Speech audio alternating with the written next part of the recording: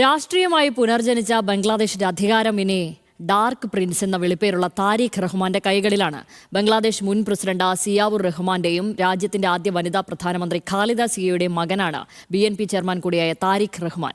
യുവജന രോഷത്തിന്റെ ചൂടറിഞ്ഞ ബംഗ്ലാദേശിന്റെ അധികാരം ഏൽപ്പിക്കപ്പെടുമ്പോൾ താരിഖ് റഹ്മാന് അധികാരത്തിന്റെ കുടുംബ പാരമ്പര്യം തണലാകില്ല എന്ന പാഠമാണ് മുന്നിലുള്ളത്. ബംഗ്ലാദേശിന്റെ 7ാമത്തെ പ്രസിഡന്റ് സിയാവുർ റഹ്മാന്റെയും രാജ്യത്തിന്റെ ആദ്യ വനിതാ പ്രധാനമന്ത്രി ഖലീദ സിയയുടെയും മകൻ. 2000കളുടെ തുടക്കത്തിൽ അമ്മ പ്രധാനമന്ത്രിയായിരിക്കെ ഭരണകക്ഷിയായ ബംഗ്ലാദേശി നാഷണലിസ്റ്റ് പാർട്ടിയുടെ നേതൃരംഗത്തേക്ക് ഉയർന്നു താരിഖ് റഹ്മാൻ എന്ന താരിഖ് സിയ. ബംഗ്ലാദേശ് എയർഫോഴ്സ് സ്കൂളിൽ വിദ്യാഭ്യാസം ആരംഭിച്ച താരിഖ് റഹ്മാൻ ധാക്ക സർവകലാശാലയിൽ ആദ്യം നിയമപഠനത്തിനും പിന്നീട് ഇന്റർനാഷണൽ റിലേഷൻസിനും ബിരുദത്തിന് ചേർന്നെങ്കിലും പൂർത്തിയാക്കിയില്ല.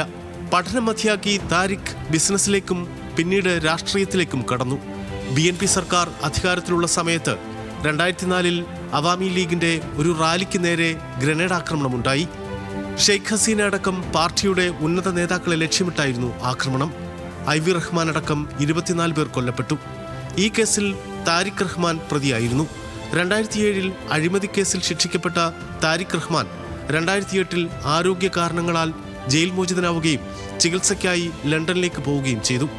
18 വർഷത്തോളം താരിഖ് റഹ്മാൻ പ്രവാസത്തിൽ കഴിഞ്ഞു. ഇതിനിടെ അഴിമതി, കൈക്കൂലി, കള്ളപ്പണം വെളുപ്പിക്കൽ, അക്രമം തുടങ്ങി നിരവധി കേസുകൾ താരിഖ് റഹ്മാനെതിരെ ഉണ്ടായി. അസാന്നിധ്യത്തിൽ ശിക്ഷ വിധിക്കപ്പെടുകയും ചെയ്തു.